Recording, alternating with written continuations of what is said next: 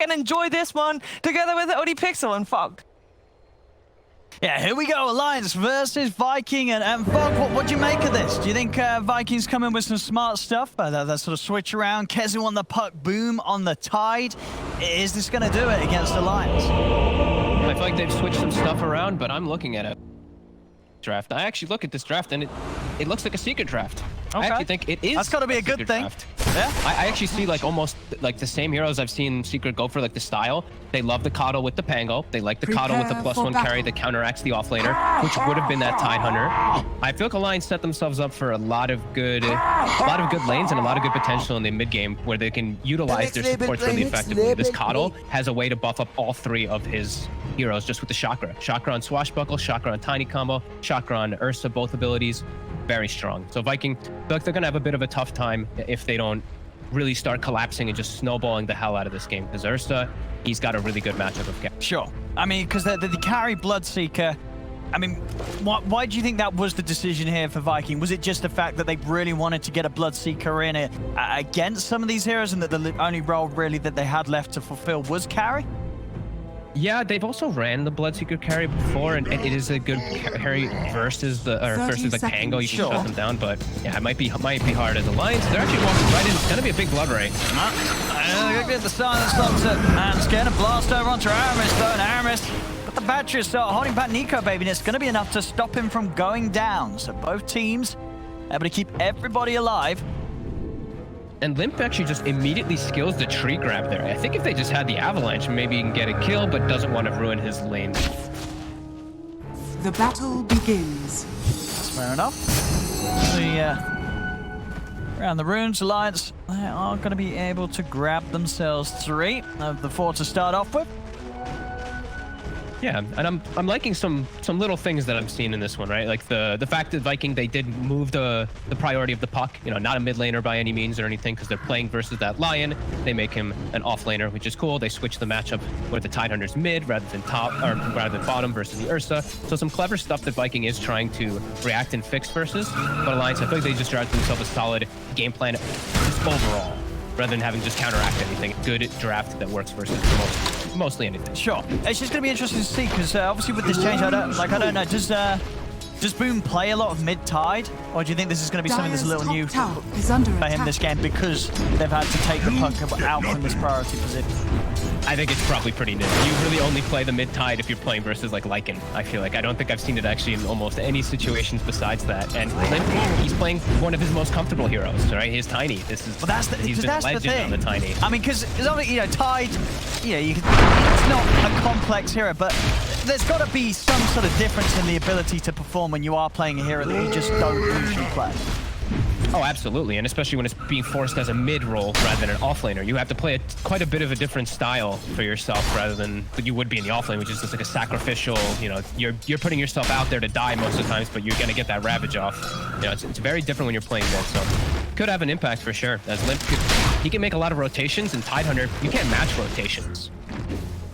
No, not at all. But, I mean, what is sort of your job as a mid-tide? Just to protect your tower and get someone to come and fight with you when you hit 6 in the mid lane rather than relying on you to go to a side lane?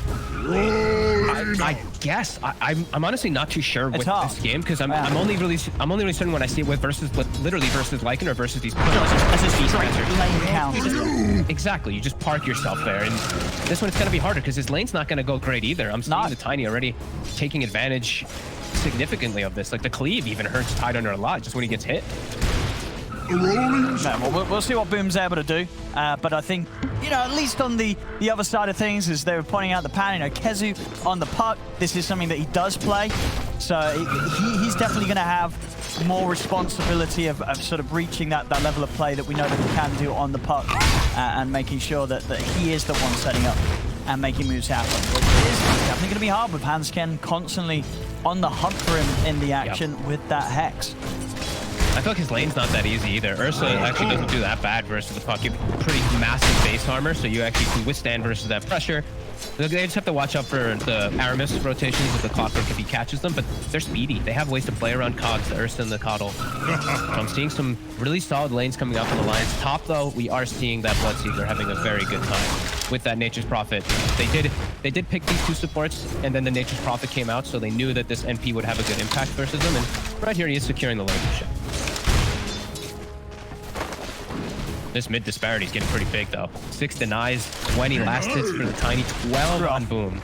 I mean, as you said, I think this is just down to the fact that this isn't something that he's used to playing, and Limp is on, well, one of his best heroes. Well, it also was, he still does something. You know, that he tried to get like a... Was that for the fight? That ruined him, I think, because he hasn't had Anchor Smash to reduce the base damage of the Tiny, which I feel like would have actually evened out the lane completely. I think it was for the fight.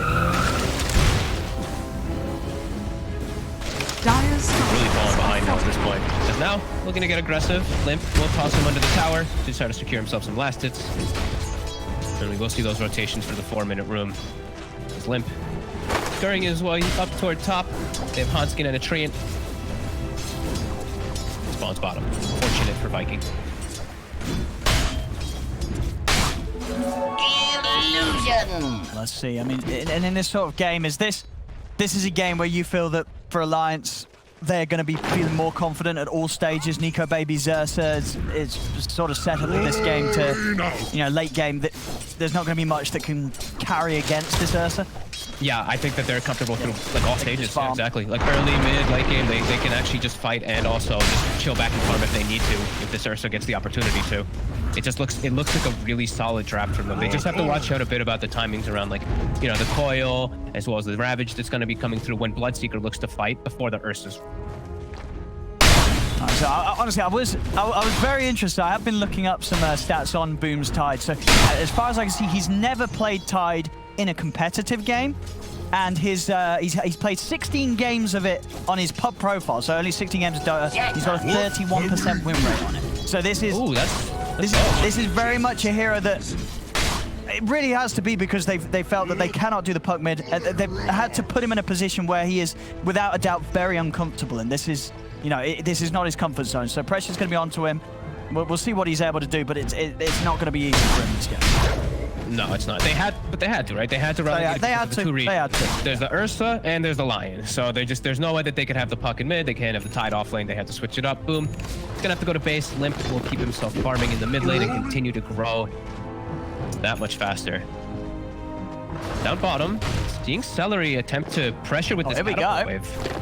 So they can get Nico, baby. They're diving in. And he's trying to cut his way through the trees. And he's able to jump out to the side. And that might just save him, actually.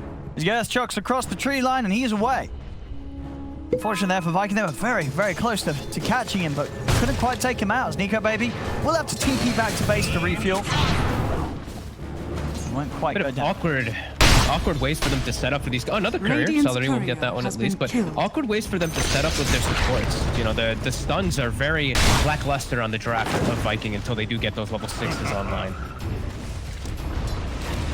They literally have battery assault until level 6 comes out. So it is very underwhelming for them to try to catch those heroes and keep them locked down.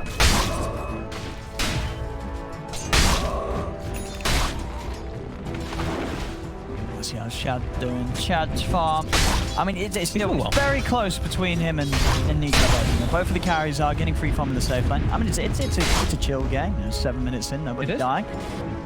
So, yeah, both carries are going to be happy with that. It's just a case of whether Vikings going to be able to find that sweet spot where they're able to zip in and get active with Shad at a stage where Nico Baby's still vulnerable and hasn't sort of got those sort of, I guess, what sort of first 2 items in which he's going to have that almost certainly farming item and the item that's going to enable him in the team fights and make it very hard for the Bloodseeker just to go toe-to-toe with an Ursa. I'm worried that S4 is actually going to become more of that carry for the side of Alliance pretty quickly. He's given an absolutely free lane top. Like, this is going to be a level 6 Pango already at this point, and that is very impactful versus heroes like Tidehunter. Tide hates playing versus Pango, because, yeah, you can crack it off the first stun, but then there's going to be a third and a fourth and whatever. He can keep bouncing you in between. And it's the same thing for Bloodseeker. Fighting into Pango, who gets this type of start, is really scary. That's why usually we see people put more emphasis to slow down Pangos, is he's so strong as soon as he hits 6. This is where Alliance, they're looking to invade already. With this Tiny having a good start, with Pango having a good start, they can start invading, pushing away most of Viking. Radiant's bottom tower is under attack. Radiant structures are fortified. Dire's middle tower is Pressure under attack. continues to be put on their damn bottom. Radiant's Viking bottom tower is under attack. taking away this tower. FNG's trying to hold it. We're going to see Limp there. Get himself a free one. Finally, the piece has come to an end. He's able to combo down Aramis. He's going to put the Ravage here to try and hold them back. But they're indeed going to keep on moving. S4's got a Rolling Thunder if it's needed. As he's ready to roll into the river. He's going to have the control here. Nico Baby's a little spooked though, as the mass TPs are coming in from Viking. And it's up. They won't get Boom, so Boom will live. Everybody pretty much coming into the mid lane there to put Alliance off from fighting for more. Now, Alliance, they do respect that. You can see straight away, Alliance, they're aware of when they don't want to push any further to try and get a tie. Yeah, giving him some respect. Dire's The fact that, you know, bottom he did go for tower that is double under attack. bracer. He did have the backup of the medallion from Celery. Yeah. They do back away. They do get the first blood though, and Nico Baby, he will be able to go to the mid lane to farm. They'll have Dire Limp play are this bottom scanning. lane that's a bit scary for the Ursa.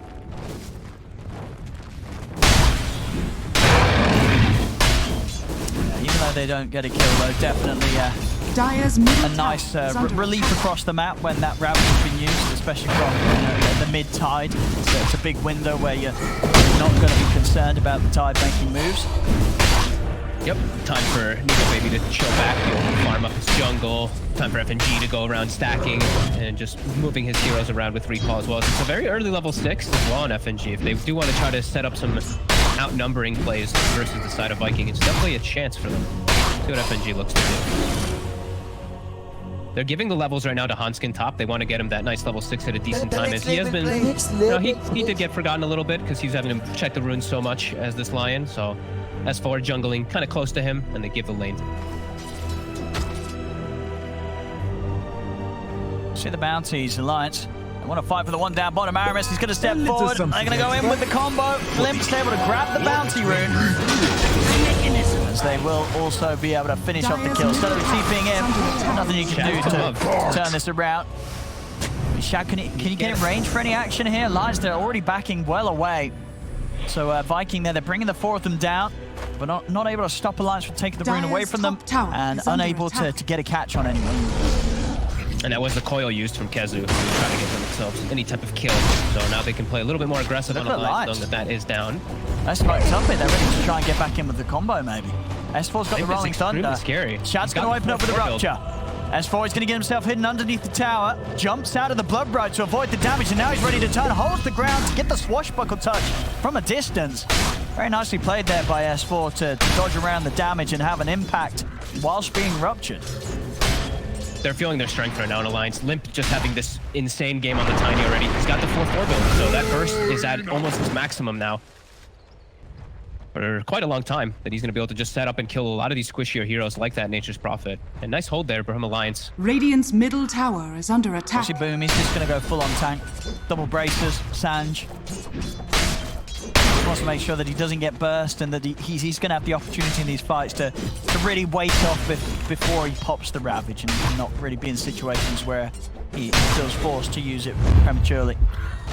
Yeah, I was wondering if he's going to go for something like Halberd or Ghost Scepter, because he is playing versus Ursa, so you have to get something to pertain to the Ursa, because there's that magic damage and all that, but Ursa will make you squishy, no matter what type of build you do go, unless you get one of those two. Said, as they will continue to try to set up around bottom. They have their Ravage, they have their Puck ult. Alliance Radiant's very close to Limp's tower Blink is dagger. under attack. He might actually go pick that one up before he looks to fight. He's going to check Dire's the middle rune. tower If he gets a is under fortunate rune, attack. maybe they Radiant defend, but are if not, scanning. then... So it's a DD. Radiant's DD, bottom but tower is under tower's too attack. low. Yeah, not enough to help Structures protect the are tower. fortified. Definitely Radiant's Blink. bottom enough to tower get a has burst fallen. kill once that Blink is there, yeah. Dire's He's got it top in a tower second. is So under 12 attack. minutes, 15 seconds. It's going to be finished up with Phase Boot, with Bracer, with Wand as well, and level 10. But a very good spot on Limp too. He can kill so many targets. Like even Shad is at risk of dying in one shot, as he's gone for the Mythic Hammer build. He has no stats on this Bloodseeker. That's for sure. I mean, Boom's the only one that can sort of face it, and even then, it's going to be easily half the HP of Boom gone in a combo. Yeah. It's not as strong as it was, of course, around the 3x avalanche damage, but it still is quite impactful, especially with the DD. I mean, Shad is absolutely dead if they catch him. He will absolutely die if he gets Dire's caught. top tower is under attack. He knows. He's playing it very sensible here. I mean, Limp. Is Limp? Limp's Oh, Limp's not looking going to get for the it. job. Oh, he's Still got got him. him. Look out! I mean, What you could tell he flag. knew, he could sense it, but Limp was just too persistent for Shad to be prepared there. Looking behind Radiant's the tower and middle ready to tower catch is him, under just attack. stepping too far back towards the middle of the lane, even throwing out a tip as well. The Limp Tiny, ladies and gentlemen. 4 kills in the game, 4 kills on Limp Tiny. 13 minutes It in. is, isn't it? Yeah. Dyer's That's middle Limp's tower is KDA at under the top, attack. not the team's.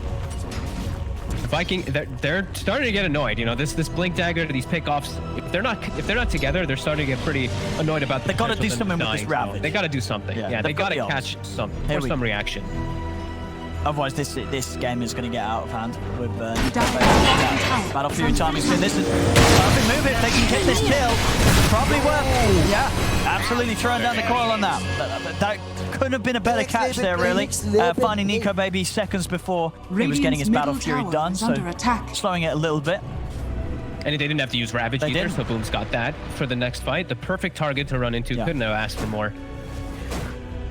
As now they look to continue to just split up, look to match the moves from Alliance, just keep that lane pressure addressed. S4 is ready though. Kezu, he might just get instantly jumped. Limp with a haste already up here. Oh, he's coming in. Kezu. He's ready to go in with the combo. Kezu, he's going to try and get out. He can't. Another kill for Alliance. Another Dyer's kill top for tower Limp. is under attack. Probably feels so nice having a coddle as well. Like FNGRA see him in position, like getting ready to set up for Limp to bring into the next place. Limp has a TP available, but he can also get called if he Down bottom. and he will. Aramis. Dyer's top Oh, he's still alive. Oh, the Ravage. Ravage? They're keeping him alive. No. S4's able to find him with a swashbuckler. Now S4 maybe to see if he can go for more. He's looking for Boom. Nice little jukes from Boom. Get him away from the Rolling Thunder. As they do lose Nico Baby for that one. So again, another time when Nico Baby's going down. This is what, 2 times Right where he's before died it. right before that Battle Fury. So it is Yeah. slowing down the Battle Fury Money changes. compared to what it could have been quite significantly. Yeah, he would have had it. He Yeah. would have literally had it before, like right as that last death was happening. Some big moves coming up for Viking, literally finding the best seeds of possible fortune. target in both situations. That time though, they did have to use the push. But it also was a Rolling Thunder wasted by S4 as he did make the connect. So not too shabby. Although Rolling Thunder's much lower cooldown. And we see there on the graph a severe blow there to the progression of Nico Baby. I'm sure he'll be super safe on getting this Battle Fury finished now before he's involved in any further action. As Yeah, he's not going to want to be slowed anymore. down anymore by this. Yeah, he's like that. He died twice in almost the same exact spot. So he's like, yeah, screw that side. I'm just gonna go to my left side now. Deal with the bottom here. But they can look to catch something here. Oh, he's There's no coming down Ravage. mid. I mean, he should be Go back fine to the though. triangle, Nico. Should be fine. Go back 50, to the 50 triangle. gold. 50 gold is there. They're scouting out the stacks. I've seen Celery been doing this a couple times. On mid, they're going to set him on a boom here. Toss back into the Rolling Thunder. He's very tanky. Can they quite take it down? They can't. Now over to the side, you're going to have the initiation from Aramis with the hook shot onto FNG. Now they look for Limp. They're going to be able to find the Tiny as well. Night King coming in with a good hit around the mid lane. I mean, it was always going to be a very risky move there from Alliance, trying to fully commit onto Boom. I mean, with this Bracer's Cloak Sand, he is not an easy kill. In fact, I don't think he's a kill straight up unless you have the Ursa on top of it. And now S4, he's got the blink. He'll be able to disengage. But yeah, that was Alliance taking the fight. And Viking just gets to walk in and win the fight without Ravage. Yeah. They get to just walk in and get some free kills for themselves. And now a tower also goes down. Radiant's middle And tower Alliance has fallen. be quite sad as they just chopped themselves in the foot pretty hard with that tossback. Now, Viking, I mean, they've gotten rid of that complete lead that Alliance did have. Sort of thanks to Limp's early movements on Tiny. You can sort of see when Limp starts to make the moves, up goes the lead, and then boom, that last few moments of gameplay with the 2 deaths on Nico Baby, and then that, well, a bit of an awkward attempt from Limp there in the mid, as you say. It was his move, it was his call to try and toss Boom down to the low ground and get aggressive onto him. It cost them the lead that they built up. The only way that they can do that play is if Nico Baby's there hitting They need the Ursa. Yeah, they for need the Ursa. That's the way that Boom is itemized as well. He's proving it. Like, you need to get the Ursa to kill him. You know, that's the way that should be anyway. You know, that Ursa versus Tidehunter. A bit of a slip up there for Alliance. Viking benefit heavily as now Ravage is back up, Coil's back up. They can look for the fight themselves. they're going to have a good time on Shad's items here for the fight. You know, this Maelstrom BKB is going to be done very shortly. Just the recipe away. And then, you know, again, very nice. It's another target like Boom that only really Nico Baby's ever going to be able to kill, right? If this Bloodseeker's in with the BKB, nobody else is going to be able to take him down. No, I mean, he doesn't have to worry about the control. Look at this mid. Look at mid again. Nico Baby's trying to find farm here. He's going to get control straight away. The Dream God into the silence. He's going to pump the enrage, but he's already so low. He's down for sure. As he's trying to run, they're chasing. And boom, they got him with the gush. A risky place for Nico Baby to farm, and I feel like Nico Baby's having a bit of a shakier game compared to what we used to seeing from him. He's playing in very reckless places. He didn't have good places to farm because the triangle was already cleared and they're setting up for bottom, but showing in that mid wave, and yeah, just a couple deaths. Now it's 3 deaths that Viking just have pinpoint targeted at him. And they're doing a great job of controlling this Ursa, which they absolutely have to do, as we said. You know, if Nico Baby gets sort of this crazy free farm and leads the way, he's going to be a hard carry to deal with at this later stages. But so far, really keeping him under control. I mean, I cannot believe how much they've slowed down his growth. Like, he still is very farmed on the Ursa. Like, he's still almost matching the Bloodseeker, and that's 3 deaths that he had. Like, imagine how high he would be if he... Well, that's the thing, right? Yeah, if they didn't get him so far ahead, yeah, he'd be at least like 2,000 gold ahead, I feel, if he didn't have those deaths. Yeah. It's literally just been the perfect situations for Viking, and it's actually just going to be a blink on Boom. He's not going to go anything else after that initial stage. He's going to go for the halberd later, but now he has the blink. They have ways to follow up with the initiation with the puck. That's going to be pretty nice. Now the fights feel pretty hard for Alliance if they don't get that godly initiation from S4. Bounty runes. Precious bounty.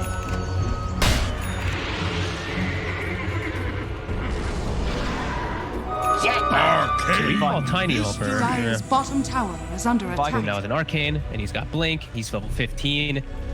They're getting their timings. Like Shad, he's about to have BKB, and that's when Viking's going to go hunting again.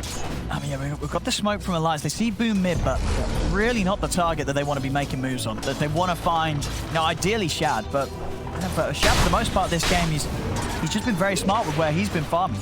He's only died the once. Other than that, and you know, that was in a very deep situation, of course, behind his tier 2.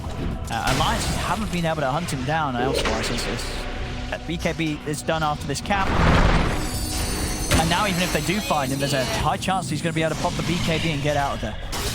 Yeah, unless he gets it chained and killed immediately. Yeah, he will very likely get that BKB off bottom. They see Celery setting up. They'll take him out more than likely. A lot of TPs coming in, though. The body blocks here with the tree and stopping Anskin from being able to run away. So, in the trade here, support for support. They're doing such a good job with the supports actually on Viking. I've been watching Aramis and I've been watching just Celery of how they're pushing the lanes out, these two, and not showing themselves. It's actually just been rocket flares pushing out bottom for the most part with like a Kezu orb, and then just Treants pushing out this top scary lane for them. So Shad is able to farm in the most defensive position, and he's just chilling in the jungle, so they can't actually set up for him at all. This has been very good planning from Viking in these last like 5-6 minutes. I've just been watching these two supports do that the entire time. And Shad is under ward vision during this, at least now. But yeah, they've weathered a lot of the scare of just the Ursa snowballing out of control. But Nico Baby is now getting the space to still get this really good timing on him. Yeah. I think that there is going to be that kind of decent window for Viking, though, when they have, well, now this halberd on Boom, and then they have like the basher after the BKB and the Maelstrom on Shad, and Nico Baby only has the Battle Fury and the BKB, where, you know, then the Bloodseeker can start punching the Ursa in the face and sort of rely on the bashes to mess up his ability to fight back. Top. Yeah, they just got a little bit better of an item timing. Top. Yeah. They're going to be able to get the jump onto Ansken. Find anything else, though, by the looks of it. Boom. He's going to blink up in a few seconds. He's whipping himself. He's chasing on, but there's nobody else behind him. He is fine.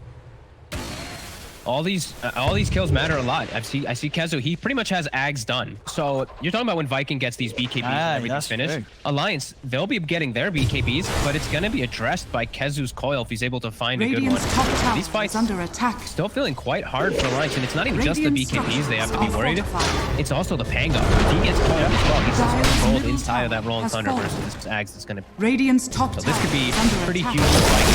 Oh, and boom, he's gonna blow the Ravage here. Radiant's top tower But is fallen. he's not going to get the kill. Unless they can try and chase up for this. Blink in a second, but the Blink's up for S4 as well. But S4's out of there. I mean, a little bit of an awkward attempt there from Boom. Obviously Very wanted to awkward. cancel the TP. Felt that maybe he had the burst on his own, but didn't quite do the maths on that. Now there's no Ravage, so Alliance, they can look to try and make a hit. Yeah, they could. I think they might actually be able to force a Roche if they're crazy enough. Yeah. There's no Ravage threat. It's just a coil. The Ravage is quite a lot of Vikings' actual draft. So if they see an opportunity, I think they could swing in there. But they can also just look for a straight fight right now. They are much stronger without that Ravage threat. Yeah, I mean, we see Have to that. watch out for Kezu. I mean, maybe Boomman checked to see if the Shard was there, and did he have roll-up? But I think even if he didn't have roll-up, I don't he was think he fine. would have been able to, you know, Boom wouldn't have been able to get the right clicks in to kill him off. Yeah. Alliance is going to use that time to just finish up the BKB on Limp in particular. He's getting pretty close to that one, and he does want to be able to match these, you know, Coil and Ravages so he can actually contribute to the team fights, because Tiny still isn't that big of an actual team fighter. He's still more of a pick-off hero.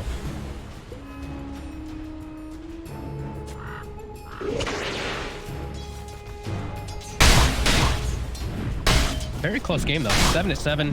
Been bouncing between that 1 and 3K the entirety of this game. Same thing for the experiences. Both teams seem to be getting what they want out of the map. Oh, it's close. Blaze here.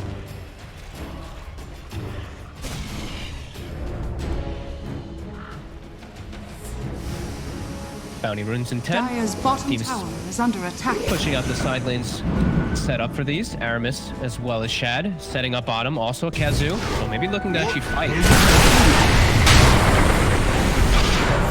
And boom, Nico Baby gets brought in by a Benji. Oh, back up. Stop the TP, they'll get Boom this time, surely. That was pretty crazy by him, to be honest. His whole team's porting bottom. He's running into the enemy side of the map to steal some bounties. So he does go for a very aggressive play. And now it's 40 seconds, and there's this Roche threat. They are in the area, but so is Viking. He can start poking at Nico Baby. Maybe he forgot that he was playing the Tide instead of the puck this game. Because, you know, that's the sort of thing you do as a mid laner if you're on a mobile hero, right? Be stealing runes. Yeah, It's maybe. like, oh my goodness, I'm a Tide. I can't get out of this. Boom, there it goes. He was very far forward. 20 seconds, time for Alliance to just continue getting a little bit more farm, as they are all farming. That's the other thing we do want to point out is the supports are also getting quite big on the side of Alliance, and these supports do feel a bit more impactful in the grand scenario of the fight. You know, Will-O-Wisp is going to be online, it's going to be really impactful, and Hanskin will always have a place. If he ever gets a single hex, any disable on the puck, that's his, you know, he's already done his whole job. So the Alliance in this downtime is very happy. This Ursa is starting to get to some crazy levels of farm where he doesn't have to fear versus Bloodseeker nearly as much. He can just kill him instantly. Doesn't have to worry about Rupture if he does get to the point of this Basher and what. Smoke from Viking. Trying to set up maybe some vision around the Roche area. Yeah, just that important timing. I mean, it's risky. If they do find a fight, they lose a fight. They're losing Roche to Alliance, so very important. They have to get some vision, though. They have no control of the map around here right now. Just the clockwork vision. They get the one ward down. It is in range of the sentry, though, when Alliance does make their way back over. And we are starting to see, you know, that you know, as every moment passes, the effect of the way that the Ursa can farm is going to be that little faster. They do get the angle to get it onto Hanskin. And now they might fight back though. Z4, he's coming in with the Rolling Thunder. Boom. Trying to step over towards Limp. Over to the side. Nico Baby committing in onto Aramis. Now turns his attention over towards Boom. Boom tossed up into the combo as they commit onto him further with the BKBs. The Coil holding back Limp for now. Comes to an end up at the high ground. Stellary, he's up here watching from a distance as Shad's committing with the BKB, trying to run down Nico Baby, but the Blink's back up. Nico Baby's able to get away. Shad's BKB running down low. See Limp Alliance is try and thinking get about back going in. back in. He certainly is. Maybe doesn't feel too confident to do so as Viking, they do still have 4 up. Alliance losing the 2 of them there, and Ravage still at the red. Yeah, pretty decent fight. Viking, they just forced it away and get vision on the high ground there and just somehow end up doing pretty decent, getting these 2 kills. Keeping that Ravage going. And that is the first BKB usage of Nico Baby. Double damage. So any times where those do start to trickle down, it's going to be important because then the Ravage and all these other spells will be much more effective for the Ursa. And the DD outside the pit with the pressure finished on Shad. They can try. Alliance is going to be on in time, and S4 has his ult. Alliance is definitely good for Viking. going to want to fight this. Yeah, they got to be careful. Boom, boom. Yeah, a big Ravage from Boom can make this very difficult for Alliance to get into. Viking can't commit here. S4's going to start. He's going to go in. He's going to go straight in. He's going to look to Shad. They make the jump over towards the Bloodseeker, but Shad's able to put the BKB turn around. Take that S4. The Ravage comes out onto Limb. As there's straight away 2 of them gone. Hansken also picked off by the rocket flare. I mean, he went in early there, S4. Forced it so hard. And now it's going to be, it should be an easy rush against the Ursa and the Coral. There's no way that these 2 are coming in to put a stop to this one as Viking. They will take Roshan for themselves here after a very sort of botched attempt there from Alliance to get the fight going. I'm very surprised they looked to fight outside there instead of like in the vicinity of the pit. They had these illuminates blasting inside of there, so maybe they thought it was lower than it actually was, but it felt like they had very good ways to just keep slowing down Viking and kind of forcing Viking's hand to initiate on them.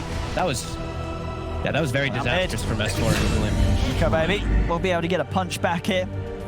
And takes down Aramis. Radiant's bottom tower Still is keeping under himself attack. at the top there. This very much farmed after those first few deaths we saw Nico Baby suffer early in the game.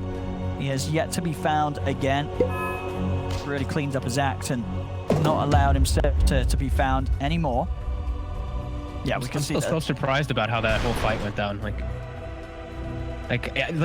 Nico Baby is so big. I'm like, someone had to have made the call to try to jump in there. That really hurts their momentum. And I still feel like they're in such a good position to anyway fight with Nico Baby being this big.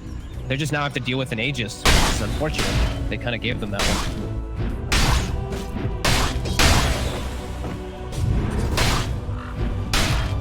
See the intentions of Shad going up the Skadi and the Butterfly. Actually go. He's going to change it to make sure that you finish the Vanguard first. Have that extra way to lock down through BKBs. Yeah, I think the Abyssal is the best choice for him versus like Pango versus Ursa versus Tiny BKB. They all just have so many different ones, so I still feel like Alliance, they can look to take these fights, especially right now still while Ravage is on cooldown for 20 seconds. They do have a decent window. Limp is pushing out top. They can recall him into the fight when they do see it necessary.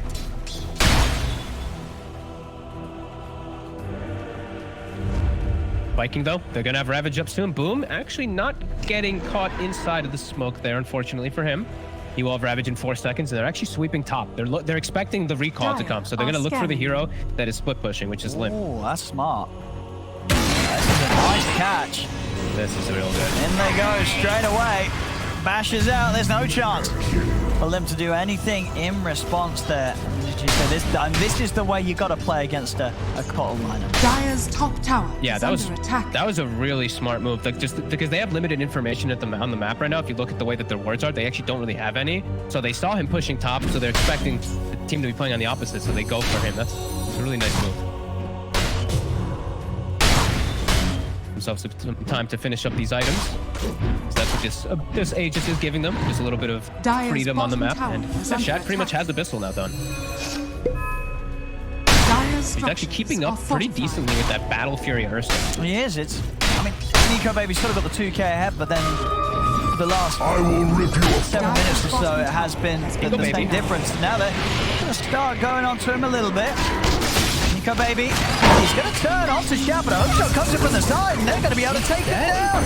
As Alliance, they couldn't quite get over to him in time to help him whatsoever. So Nico Baby out of the game for 80 seconds here, and Viking, they're not done. They're chasing him for more. The Will-O-Wisp is going to get dropped down, but there's nothing to be done with it. As Hansken will still fall, they quickly take out the Will-O-Wisp, and Viking, they're still good to go. They've still got a Ravage in the Dream Coil already. they've just they've Radiant's caught middle Nico tower Baby out is off on an island by himself. 58 seconds. Yeah, they're going on high ground with this Aegis. Radiant's middle tower is under attack. Disastrous place for him to get caught.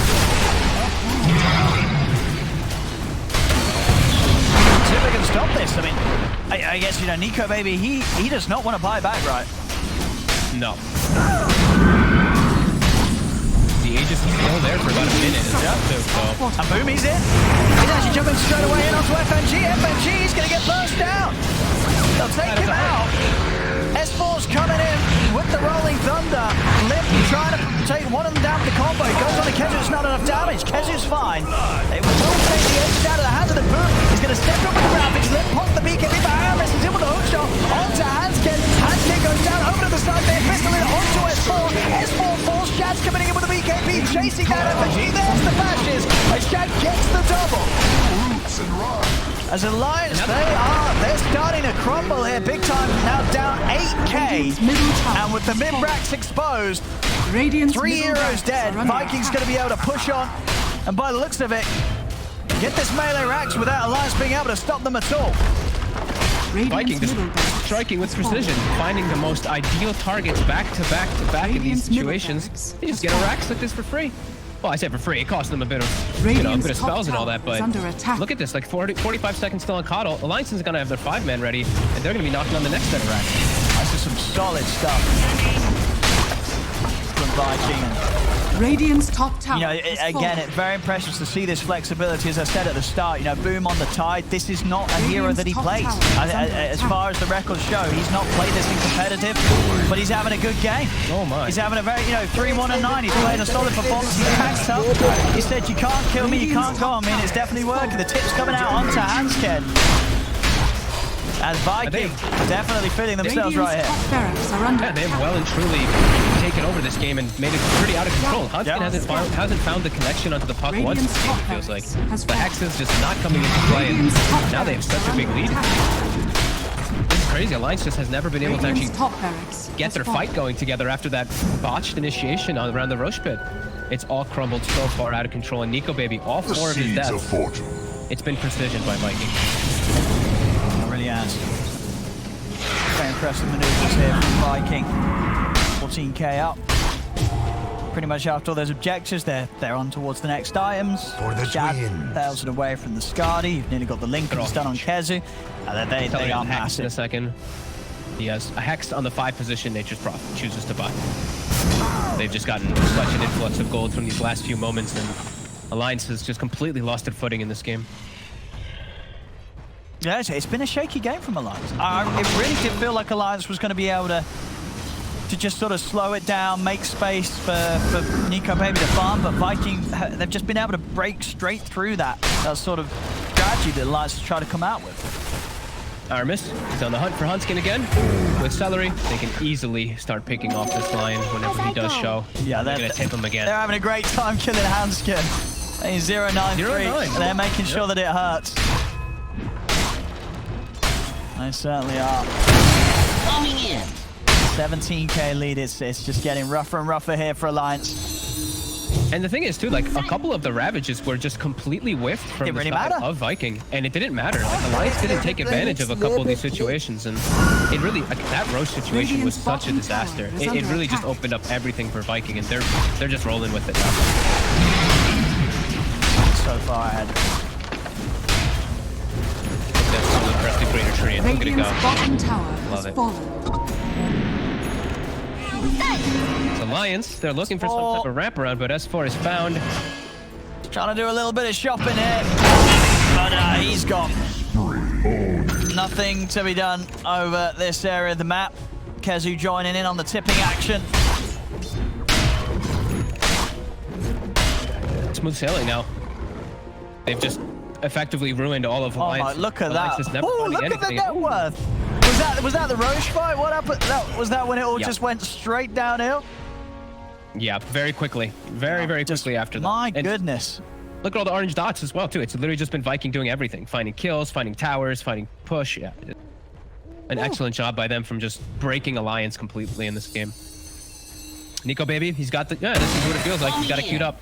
needs to try to get a rapier. He's got to do it. As it feels like the game is just well and truly out of control. He's got to do it. That's the only way. That's the only way to recover from this sort of thing. I mean, it's a 99% win rate for Viking on Dota Plus. Straight from that. I mean, I guess that is understandable, but normally Dota Plus isn't that sort of convinced. When the 5-position Nature's Prophet is starting to surpass the 3 positions on both sides, Yeah. and it's about to start passing the mid laners as well. That's definitely a bit of an influence. Yeah. Celery, There we go. Beast. And maybe they find him. I Or don't maybe know. not. They don't have detection on those two, so he's out with a glimmer. Him on FNG. Oh no. He is. Oh Now no. FNG. Celery's going back in. He's ready to have a poke at the Marinerist is swinging in from the side. He's got the hook shot in. Onto Limp. Limp's going to pop the BKB.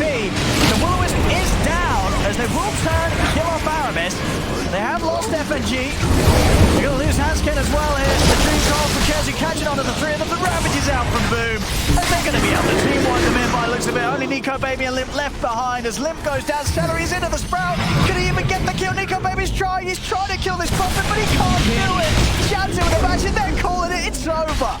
Radiant's middle As tower is under Viking, attack. very impressive here, this game 1. Run, don't And be Alliance negative. just, Victory. it's sort of back to the shakiness we saw from them in the first series.